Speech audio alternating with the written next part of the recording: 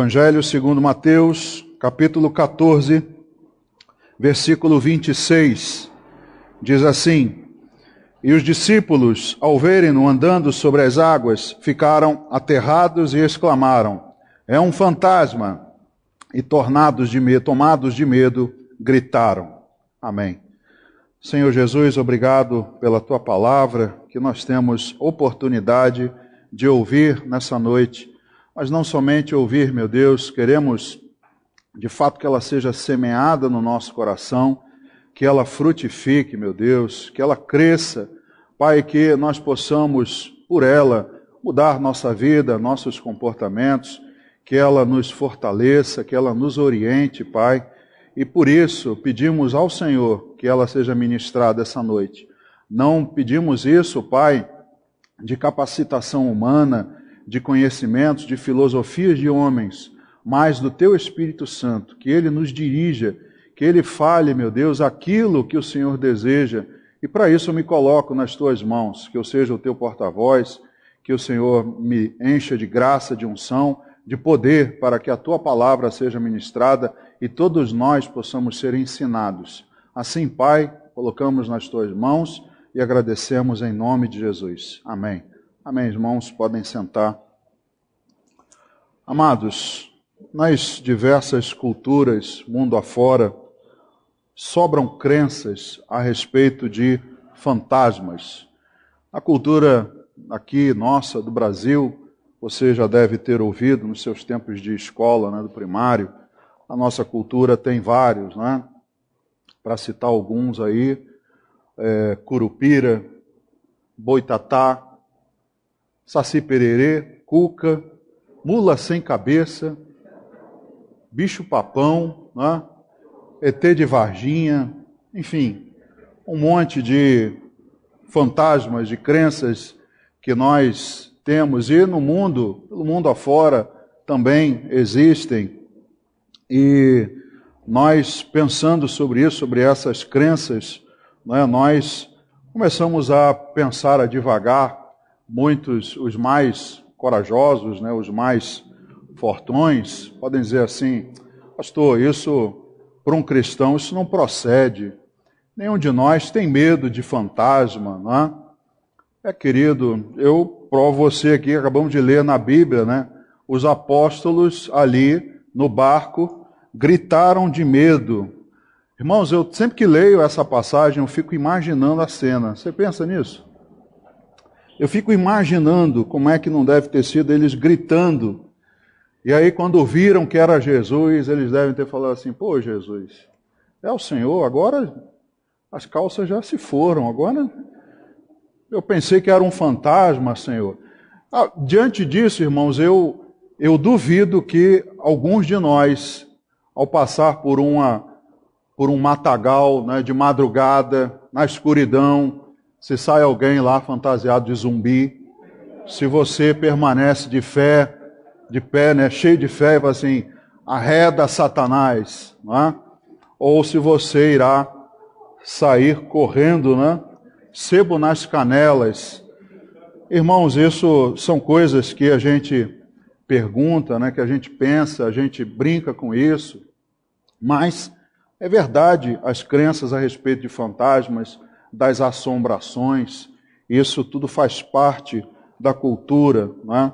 Mas, apesar desses contos muito conhecidos, eu posso afirmar que dificilmente Satanás vai lançar mão dessas ferramentas, dessas estratégias para afastar alguém dos caminhos de Deus, para tumultuar a vida de alguém.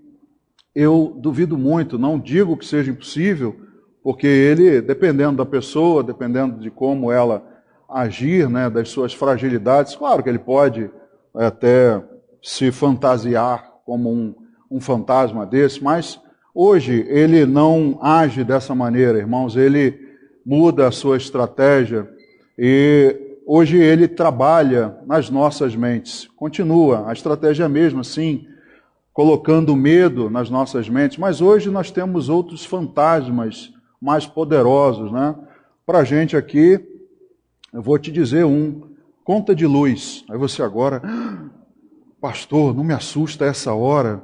Quando eu pego a conta de luz no verão, irmãos, eu caio duro. Conta d'água, né? Mercado, preço de comida. Isso para nós hoje é um fantasma. Isso me assusta muito mais do que um lobisomem no meio da mata, irmãos. Então, hoje ele age nas pessoas com outros fantasmas, colocando outros temores, outros medos. E aí dificilmente ele vai agora agir nas pessoas fazendo um bu. Dificilmente ele vai fazer isso. Mas ele tem aterrorizado as pessoas, inclusive na igreja, com outras estratégias, outros medos, e nós vamos falar de alguns deles. É claro que se ele tiver a oportunidade, ele não vai deixar de assombrar as nossas mentes. Esse é o desejo dele, é o seu plano, a sua intenção, e ele sempre vai fazer isso, e por isso ele anda em nosso derredor, ele analisa, né, os nossos temores, os nossos sentimentos, as nossas atitudes, e aí sim ele vai tratando, né, traçando a maneira de nos tirar da retidão, nos trazer temor, tirar o nosso equilíbrio. Então ele não vai deixar de assombrar as nossas mentes, irmãos. Então eu posso te dizer com certeza, hoje há fantasmas que assombram a igreja, inclusive, os membros, a humanidade de uma maneira geral, mas não esses como a gente aprende no folclore. Não o lobisomem, não mula sem cabeça, não a cuca, nada disso. Mas outros que são muito mais poderosos, muito mais aterrorizantes, capazes de aniquilar uma vida, o seu futuro. E aí nós vamos analisar, nós temos que olhar para a Bíblia a respeito desse tema, porque se isso acontece, se isso age no meio da igreja, se ele age dessa maneira no meio da igreja, nós precisamos conhecer, precisamos saber como impedir esses efeitos em nós, nas nossas mentes. Precisamos saber como agir para que a gente não seja abatido, porque o medo abate uma pessoa. Não é? Quando você está falando de uma guerra e diz que alguém foi abatido, essa pessoa caiu e não vai levantar mais.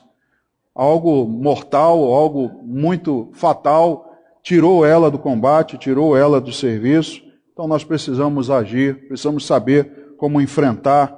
E vamos então ver aqui na palavra de Deus como ele trata disso hoje em dia, quais são esses ataques e o que a Bíblia nos ensina a fazer. E talvez ao longo da mensagem você vá se enquadrando em alguns deles ou em todos eles, eu espero que não, ou talvez até em alguns outros, que você vá se lembrando de assombrações na sua vida, coisas que ele procura fazer em cima da sua cabeça, da sua mente, para que tire você da presença de Deus, dos caminhos do Senhor. O primeiro deles, irmãos, que eu digo, e eu não considero, não é o mais poderoso, mas é um que talvez seja o segundo na minha lista. Aliás, na minha lista talvez ele seja o primeiro, é o fantasma do passado. Esse, irmãos, eu posso dizer com toda razão, sem sombra de dúvida, que ele trabalha bastante na vida das pessoas, porque o passado pode nos assombrar quando nós queremos ocultá-lo. Quando você tem algo no seu passado que você não quer que descubram. Eu sei o que vocês fizeram no verão passado. Eu sei o que você fez semana passada. O problema é que Deus sabe o que você fez verão passado, inverno passado, outono passado, primavera passada. Deus sabe de tudo. Mas Satanás coloca isso nas nossas mentes também, porque é algo que a gente fez no nosso passado e a gente quer ocultar. A gente não quer que aquilo venha à tona. E aí, irmãos, essa assombração te persegue todos os dias da sua vida. Quando você acorda, ela já está ali ao teu lado. E você fica tentando, né, dia após dia, tentar manter aquilo escondido embaixo do tapete, temendo, é claro, as consequências. O medo, na verdade, é as consequências. Se descobrirem que eu fiz isso, que isso aconteceu comigo, o que vai acontecer daqui para frente, quais são as consequências. E nós temos na palavra de Deus exemplos a respeito disso. Queria ver com você 2 somente, embora haja muitos outros, lá no livro de Êxodo, no capítulo 2, do versículo 11 ao 15, um personagem muito conhecido, né? Não é novidade para os irmãos, é Moisés, algo que ele fez e ele teve que esconder. Lá no versículo 11 até o 15 diz assim: naqueles dias, sendo Moisés já homem, saiu a seus irmãos e viu os seus labores penosos, e viu que certo egípcio espancava um hebreu, um do seu povo. Olhou de um e de outro lado, e vendo que não havia ali ninguém, matou o egípcio e o escondeu na areia.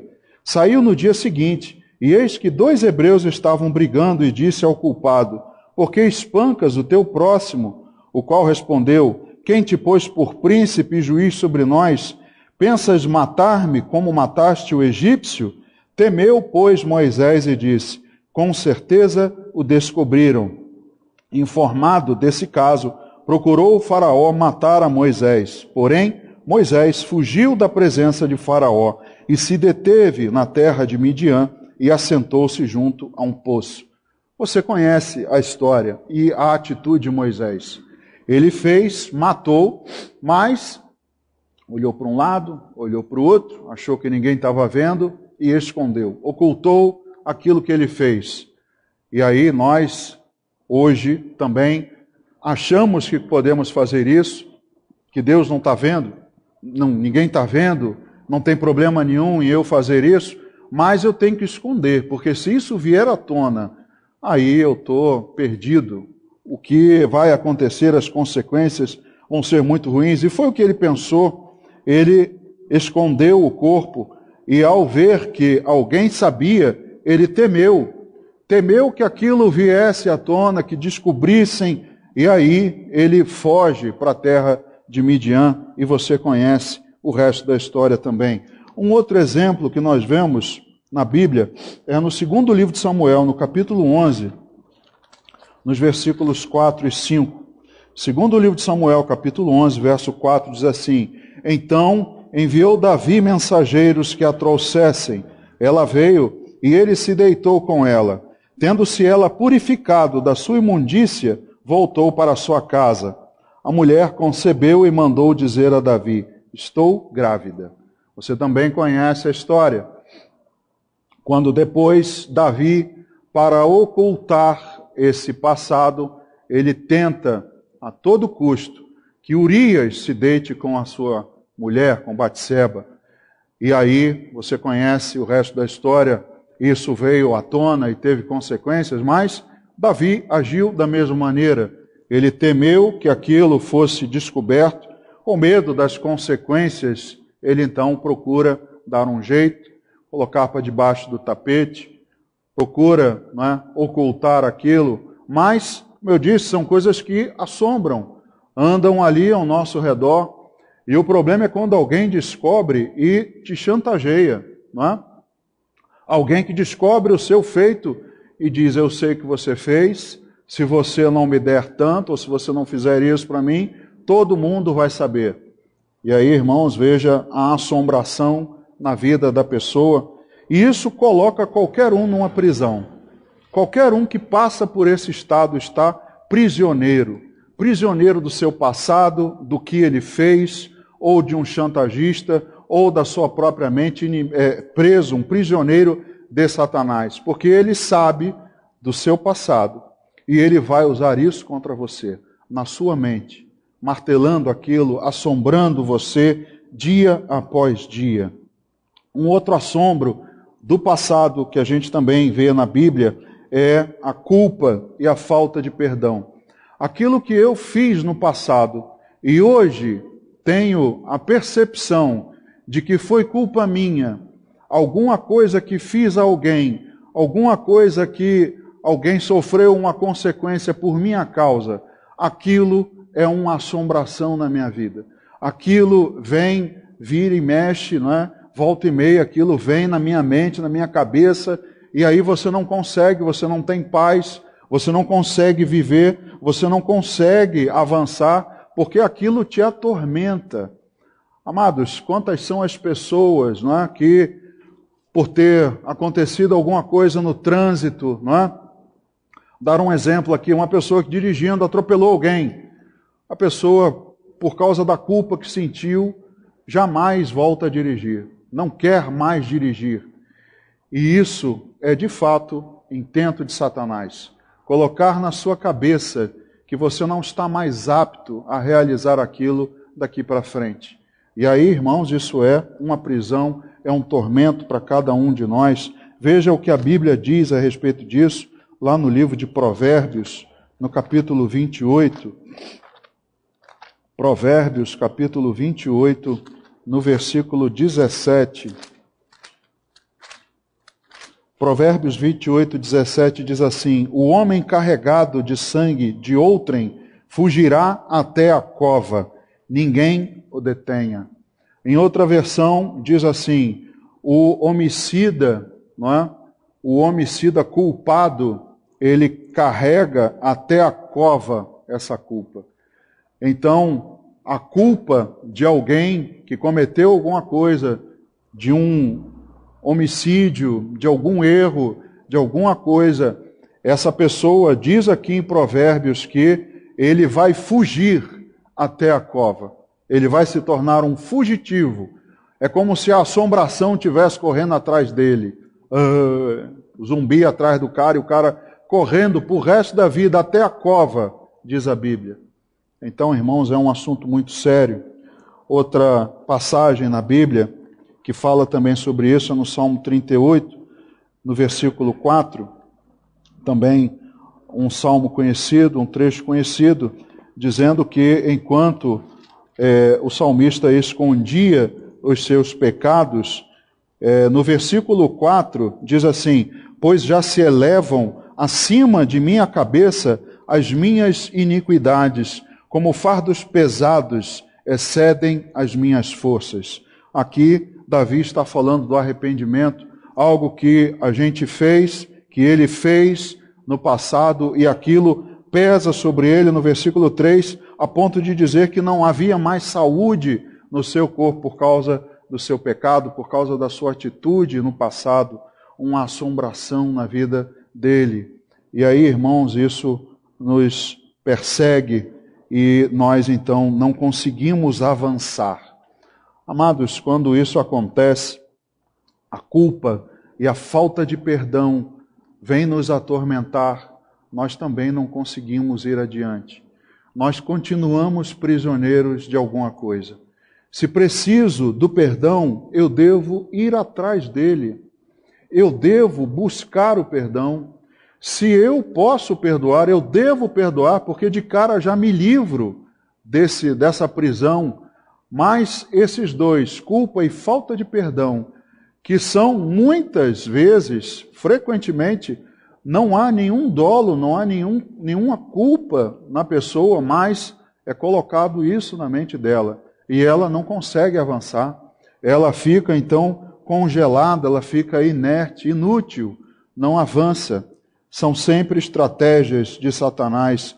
Um outro exemplo que a gente vê na Bíblia, em Gênesis, capítulo 32, que os irmãos também conhecem, é a passagem de Jacó. Gênesis, capítulo 32, no versículo número 11. Veja só o que diz a respeito de Jacó. Livra-me das mãos de meu irmão Esaú, porque eu o temo, para que não venha ele matar-me e as mães com os filhos. Você conhece também a história de Jacó e Esaú. Você sabe o que Jacó fez para ter a bênção da primogenitura. E ele sabia, né, no seu íntimo, ele sabia exatamente o que ele tinha feito. Porque como a gente diz hoje, né, aquele que não deve não teme. Se ele não devesse nada, por que ele então deveria dizer, eu o temo? Ele temia porque sabia o que tinha feito, sabia o que tinha acontecido. Mas enquanto ele estava em outras terras, depois disso ele vai para a terra de Labão e fica lá 20 anos. Labão dá a ele as duas filhas, né, Lia e Raquel, E ele fica servindo 14 anos para casar com as duas. Depois fica mais 6 anos trabalhando com Labão, na tentativa, né, de manter ele ali, mudando o salário dele. Você conhece a história também. Mas enquanto ele estava afastado, longe, ele não tinha, né, esse temor de que houvesse ali Esaú intento em matá-lo. Talvez ele tivesse as assombrações também. Talvez durante esses 20 anos, em alguns momentos, viesse à mente dele, viesse esse temor, essa coisa de: eu sei o que eu fiz contra Esaú. Será que Esaú vai vir até aqui? Será que algo vai me acontecer?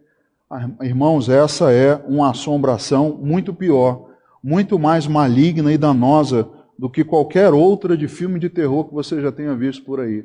Os efeitos são muito mais tenebrosos.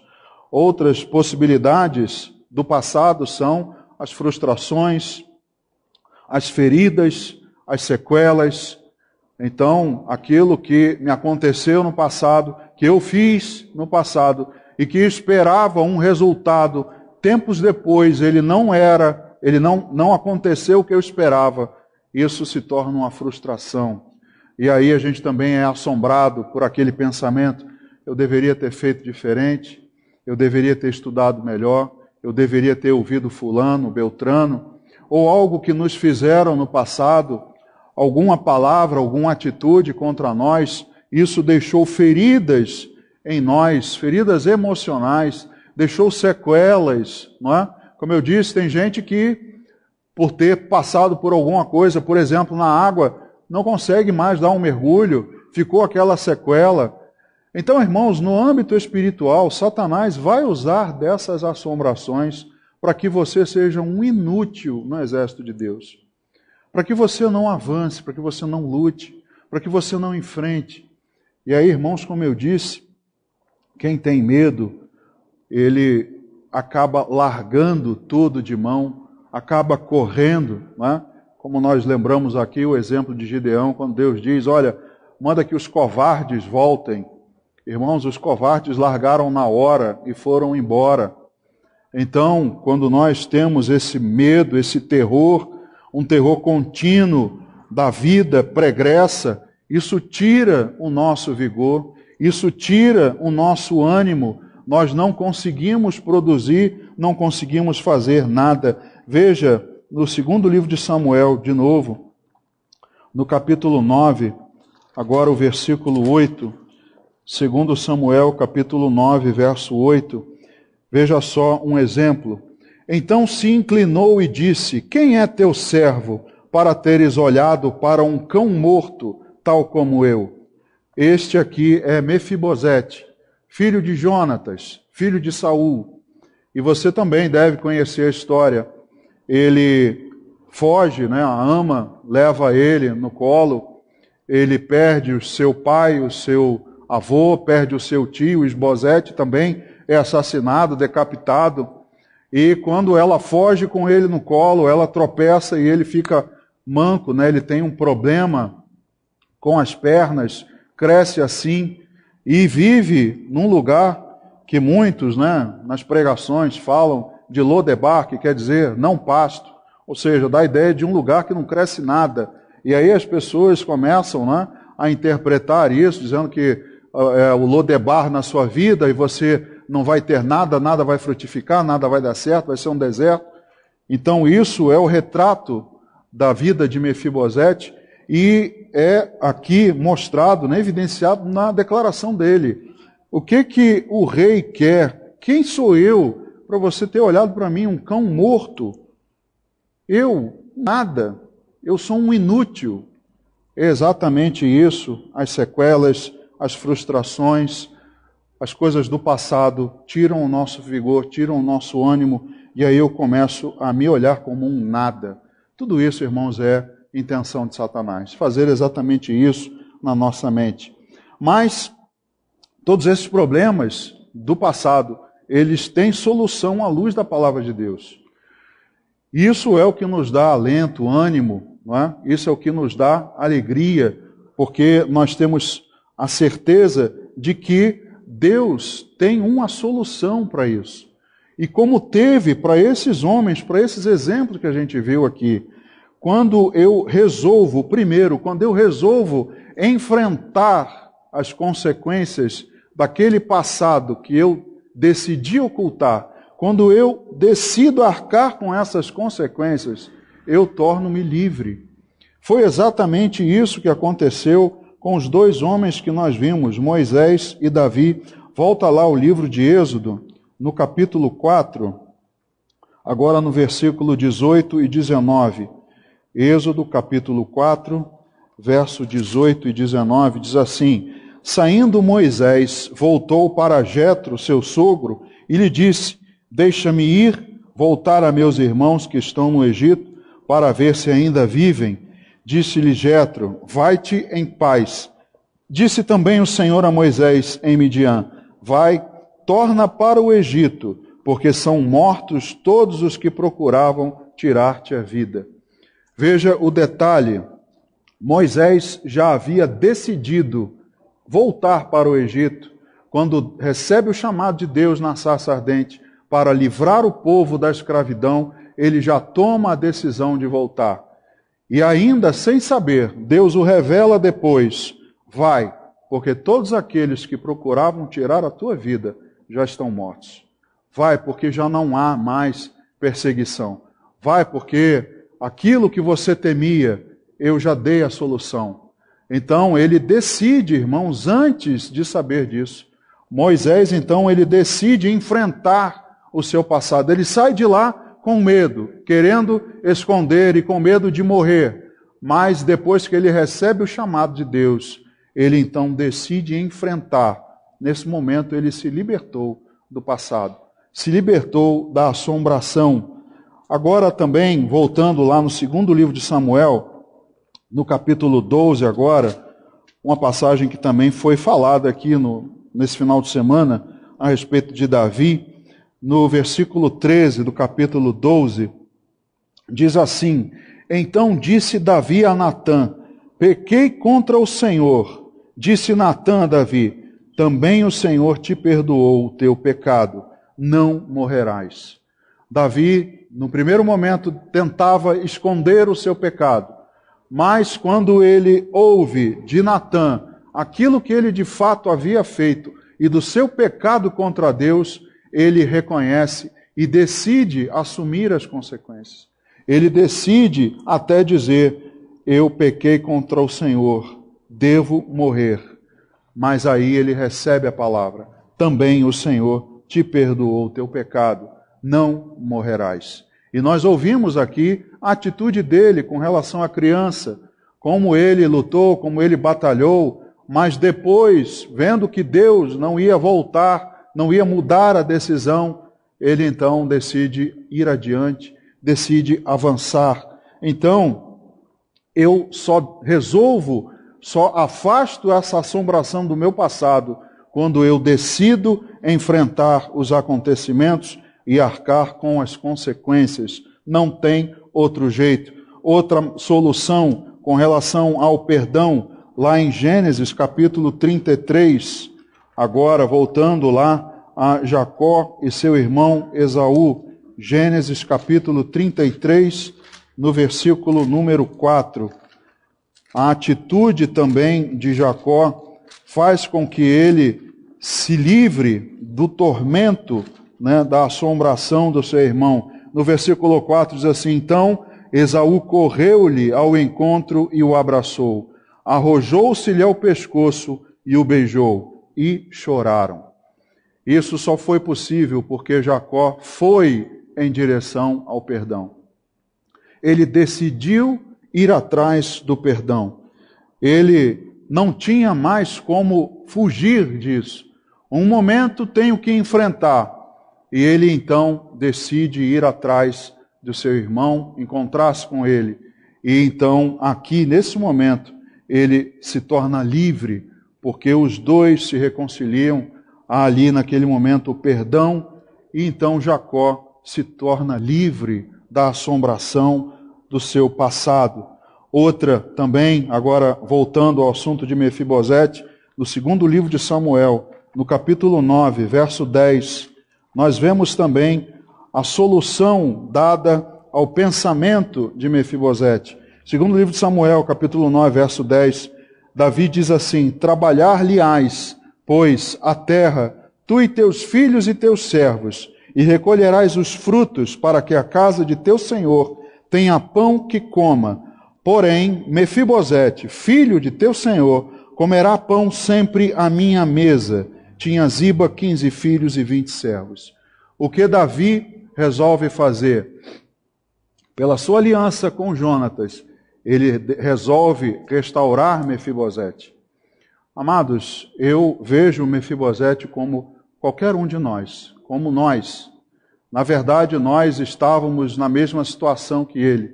Nós estávamos como mortos, nós estávamos como mancos, coxos, improdutivos, nós estávamos perdidos, nós estávamos nos considerando como nada, mas o Senhor veio a cada um de nós e nos disse: você vai comer a partir de hoje na minha mesa. Como fez com o filho pródigo, restaurando o seu filho, botando de volta na mão dele o anel e restaurando ele a posição de filho. Deus fez assim, irmãos, com cada um de nós. Dessa maneira, não há ferida que ele não possa restaurar. Não há morto que ele não ressuscite. Deus, então, faz isso, nos restaura da nossa posição, abatida, caída, sem vigor. E uma coisa importante para nós é que Deus não afeta o seu relacionamento conosco pelo nosso passado. É claro que quando nós falamos disso, você vai continuar trazendo, lembrando das coisas do passado, do que você fez, enfim, de tudo isso. Mas isso é algo que nós precisamos aprender com o padrão de Deus. Aquilo que nós fizemos, Deus não permite que interfira no seu relacionamento conosco. Deus nos perdoa, nos restaura, e o que nós fizemos não é mais empecilho para uma vida de comunhão conosco. Nós não temos essa capacidade, não é? A gente não consegue plenamente ainda ter um relacionamento normal com alguém que fez algo conosco. Nós deveríamos ter.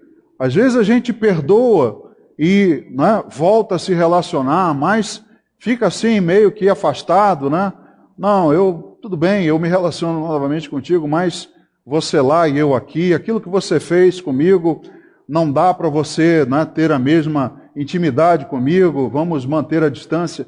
Deus não age dessa maneira, porque Ele, de fato, ao nos restaurar e restabelecer o relacionamento conosco, o que nós fizemos, isso não afeta. Isaías 43, verso 25, ele diz: Eu mesmo sou o que apago as tuas transgressões por amor de mim, e dos teus pecados não me lembro.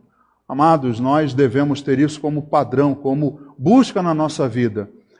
Conseguir que o passado, algo que nós fizemos, algo que alguém nos fez, que isso não interfira no relacionamento. Que a gente consiga conviver com os outros e conosco, sem que isso venha atrapalhar. Porque o pior, irmãos, eu arrisco dizer, pior até do que perdoar alguém que te fez algum mal, é perdoar a você mesmo. Às vezes as pessoas se condenam, perdoam a todos os outros, mas não conseguem se perdoar. E carregam esse fantasma para o resto das suas vidas, como nós vimos até a cova. Um que nos ensina a respeito disso é o apóstolo Paulo, lá em Filipenses, capítulo 3, verso 13 e 14. Você conhece também, né? Ele diz assim: irmãos, não que eu julgue já ter alcançado alguma coisa, mas uma coisa eu faço, me esquecendo das coisas que para trás ficam e avançando para as que diante de mim estão, prossigo para onde? Para o alvo, para o prêmio da soberana vocação de Deus em Cristo Jesus. Paulo nos ensina que eu esqueço, não é um esquecer de não saber mais que fiz, mas eu não deixo que aquilo interfira na minha caminhada para frente, naquilo que eu tenho à minha frente. E Satanás, mais uma vez, vai tentar de toda maneira fazer com que a gente fique pelo caminho.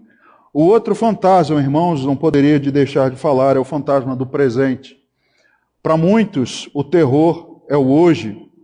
O que fazer diante de tanta tribulação? O que fazer diante de tanto problema no agora?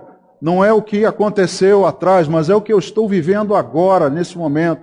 Para muitos, esse é o terror. Isso é o que mais assusta. E uma coisa que a gente precisa entender é que se eu não souber lidar com o presente, eu não vou ter futuro. E é exatamente, mais uma vez, é exatamente o que Satanás quer. Que você não saiba lidar com o agora, para que você não tenha um futuro. Para que você não tenha uma vida espiritual, não tenha comunhão com Deus no futuro. Se você não souber lidar com os problemas hoje. E há várias lições bíblicas sobre como lidar com o hoje. Nós vamos ver duas aqui que os irmãos também conhecem. No segundo livro de Reis, no capítulo 6, no verso 12 ao 16, a passagem em que Eliseu está cercado.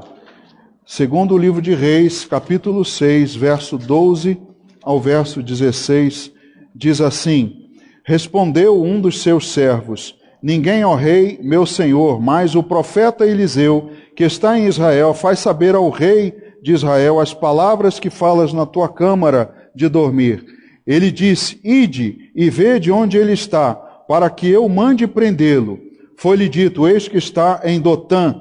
Enviou então cavalos, carros e fortes tropas. Chegaram de noite e cercaram a cidade. Tendo-se levantado muito cedo, o moço do homem de Deus, e saído, eis que tropas, cavalos e carros haviam cercado a cidade. Então o seu moço lhe disse: Ai, meu senhor, que faremos? Ele respondeu: Não temas, porque mais são os que estão conosco do que os que estão com eles. Orou Eliseu e disse: Senhor, peço-te que lhe abras os olhos para que veja. O Senhor abriu os olhos do moço, e ele viu que o monte estava cheio de cavalos e carros de fogo em redor de Eliseu. O que nós precisamos fazer no hoje, irmãos? Visão espiritual. Eu vejo hoje o problema diante de mim, mas se eu não tiver visão espiritual, eu não vou avançar. Então o que nós precisamos é pedir a Deus: Senhor, abre os meus olhos espirituais, para que eu não veja somente a situação que está aqui ao meu alcance, mas para que eu veja mais longe, para que eu veja a tua ação, a tua direção, o teu cuidado, para que eu possa enfrentar o hoje. Nós precisamos de estratégia, precisamos de um plano, assim como Neemias fez. Você depois lê lá a passagem, você vai ver que Neemias, quando foi atacado por Sambalate e Tobias, ele tem estratégia, ele coloca as famílias, coloca as pessoas de guarda, ele toma as atitudes necessárias para conseguir concluir os muros, a restauração dos muros. Mas é um problema que acontece hoje. Então eu preciso de um plano, eu preciso de estratégia. E aí ele reconhece que Deus é que, pela força, pela mão de Deus, é que eles conseguem a reconstrução dos muros. Nós precisamos que Deus nos levante. Esse é um desejo de Deus, de nos levantar para que a gente enfrente o problema. Amados, não sei se você se lembra de Moisés, inclusive, quando ele chega diante do Mar Vermelho, e aí ele diz: agora, o que eu faço? Vou orar a Deus. É um problema que me deparei. Aconteceu, eu estou fugindo, mas agora tem um mar diante de mim. O que eu faço? E Deus diz: para que você clama a mim? Diga aí ao mar que dê a ordem, pega o cajado e abra o mar. Então nós precisamos de visão espiritual, precisamos da direção de Deus, precisamos de uma estratégia. Não dá para ficar lamentando do hoje, do mar que apareceu diante de mim, da dificuldade que tenho à minha frente. Ele quer que a gente se levante e que a gente enfrente o problema. Em Josué, Abra lá no livro de Josué, no capítulo 1, as palavras que Deus diz a Josué assim que Moisés é morto. Josué, no primeiro capítulo, no versículo 6, 7 e 9. Ser forte e corajoso. No 7, tão somente ser forte e muito corajoso, para teres o cuidado de fazer segundo toda a lei que meu servo Moisés te ordenou. No 9, não te mandei eu, ser forte e corajoso, não temas nem te espantes, porque o Senhor teu Deus é contigo por onde quer que andares. 3 vezes ele diz a Moisés, ser forte e corajoso.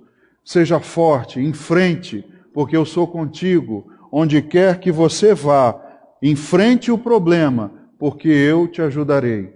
Então eu preciso enfrentar o fantasma do presente, irmãos. Não tenha medo do hoje. Não tenha medo do agora. Amados, o Salmo 46, que eu não vou ler todo, mas depois você vai ver que o Salmo 46 é uma oração, é uma declaração de que Deus é o nosso socorro, refúgio e fortaleza bem presente nas tribulações. E aí ele começa a dizer que ele não vai temer, ainda que montes se abalem, que os mares rujam, nada disso vai me tirar a fé. Nada disso vai trazer medo ao meu coração. Aquilo que eu tenho que enfrentar, eu tenho que lembrar que Ele é presente. Deus é de hoje, Deus é de ontem e Deus é de amanhã. Então nós precisamos encarar o presente para que esse fantasma não nos assombre. E por último, o fantasma do futuro. Esse talvez seja o maior dos 3. Na minha escala, não.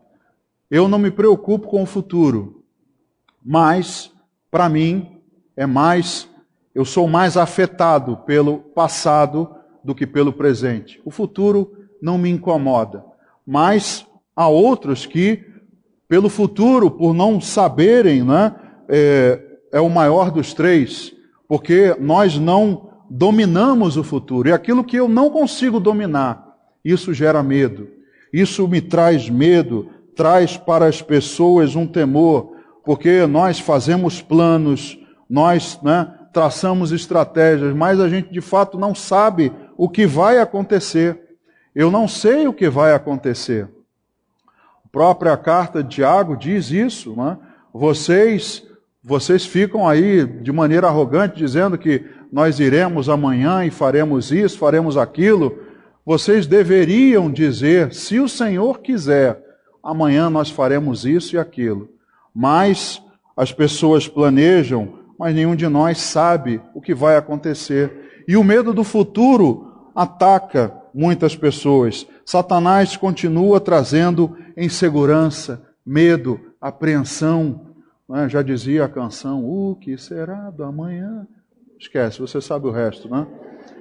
As pessoas ficam, o que vai ser do amanhã? Como vai ser o meu futuro? Como vai ser essa situação? Como vai ser tudo isso? Então muitos, nessa ânsia, buscam um jeito de adivinhar o futuro, como fez Saul, ao ter ali, estar cercado pelos filisteus e Deus não responde a ele, onde ele vai? Ele vai procurar uma médium. Olha, irmã, diz aí o meu futuro, não é assim hoje que os cristãos fazem?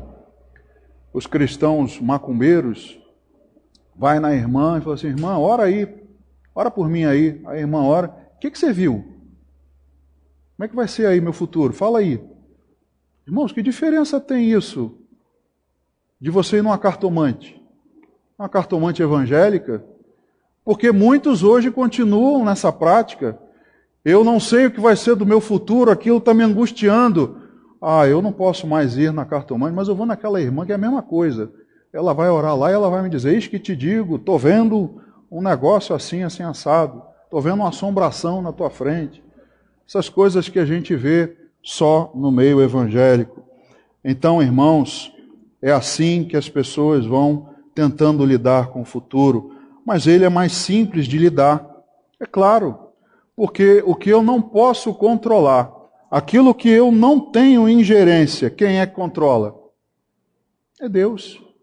É Deus quem controla o meu futuro, o seu futuro. Veja o que diz Provérbios, capítulo 20, no verso 24. Veja o que Provérbios diz: os passos do homem são dirigidos por quem? Pelo Senhor. Como, pois, entenderá o homem o seu caminho? Como é que o homem poderá entender o seu caminho se os seus passos são dirigidos pelo Senhor? Jeremias capítulo 10, versículo 23, veja só o que diz a respeito do futuro. Eu sei, ó Senhor, que não cabe ao homem determinar o seu caminho, nem ao que caminha ou dirigir os seus passos. O que eu não posso controlar, é Deus quem controla. O que eu não posso fazer, é Deus quem faz. Mas eu faço o que posso fazer. Eu controlo o que posso controlar. Eu não vou ser negligente com o meu papel. Mas aquilo que eu não posso, eu tenho certeza que Deus vai fazer. Então, para mim, é mais fácil lidar com o futuro. Eu não consigo, então eu entrego nas mãos dele. Senhor, faz aí. Eu vou fazer o que eu puder fazer, mas o resto é contigo. E nós vemos na palavra Deus prometendo um futuro a Abraão, que parecia impossível, mas ele foi fiel. Abraão poderia pensar, Sara também, como vai ser isso? Eu já não dou mais filhos. E Abraão também. Né? Mas, Senhor, está nas tuas mãos. Você disse que a esse tempo, daqui a um ano, eu teria. Então, eu creio que o Senhor é fiel. E o Senhor vai fazer. José recebeu uma revelação do seu futuro em sonho. Interpretou o futuro no sonho de Faraó. José não podia controlar, mas ele interpreta o sonho e diz como fazer para atenuar as consequências. O seu sonho a respeito do seu futuro, ele entregou nas mãos de Deus. Mas o do sonho do Faraó, ele ensinou como atenuar as consequências. Então, irmãos, nós hoje trabalhamos com o futuro assim. Procure atenuar, procure mitigar, procure reduzir. Trabalhe para reduzir os danos. É assim que a gente faz hoje. A gente analisa as possibilidades. E eu vejo o que eu posso fazer para que aquilo, se aquilo acontecer, o dano não for tão grande. Então nós precisamos hoje trabalhar assim como José fez. No tempo de dificuldade, guarde isso agora, faça assim, mantenha em celeiros, faça assim, faça assado. Quando vier a dificuldade, aí eu atenuei, aí eu consegui controlar e consegui passar por ela. Então, irmãos, no final das contas, a respeito desses fantasmas, a decisão é sua. A decisão é sua de como você vai enfrentar, mas com relação ao futuro não vai adiantar nada seus sentimentos, a sua preocupação. Os seus sentimentos sobre o futuro em nada vai adiantar. Não foi o que Jesus disse lá em Mateus, no Sermão do Monte, Mateus capítulo 6, versículo 27 e versículo 34? Qual de vós, por ansioso que esteja, pode acrescentar um côvado ao curso da sua vida? Versículo 34. Portanto, não vos inquieteis com o dia de amanhã, pois o dia de amanhã trará os seus cuidados, basta o dia o seu próprio mal. Então a decisão é sua, mas saiba, palavras de Jesus, sua ansiedade, as suas emoções em nada vão adiantar no seu futuro. O que vai adiantar, o que vai atenuar, são as suas atitudes, a maneira como você vai agir. Agora, ansiedade, medo, roer as unhas, nada vai mudar. O seu futuro, nada vai mudar. E a maior certeza quanto ao futuro de cada um de nós é que Deus está conosco. Ele está conosco, com cada um de nós. Não foi essa a promessa dele? eis que estarei convosco por todos os dias, até a consumação do século. Você quer maior certeza quanto ao futuro do que essa? Você quer maior certeza que o seu nome está gravado em suas mãos? Nós louvamos isso aqui. O seu nome está gravado nas mãos de Deus e você não será arrebatado dela. E você então estará na eternidade com Ele. Que melhor certeza para o futuro, irmãos? O futuro não me perturba, não me preocupa. Irmãos, entrega então nas mãos de Deus. Cuidado com esses fantasmas. Você tem armas espirituais nas suas mãos para que você ponha eles para correr, para que você os enfrente. Deus te deu a espada, que é a palavra de Deus. Deus te deu o escudo da fé. Deus te deu o capacete da salvação. Você tem que tomar posse dessas armas para enfrentar. Porque senão, irmãos, se você não tiver consciência disso, o inimigo vai fazer e você vai cair morto, congelado, e nada mais você vai fazer. E aí ele conseguiu sucesso no que queria. Vamos ficar de pé, vamos orar.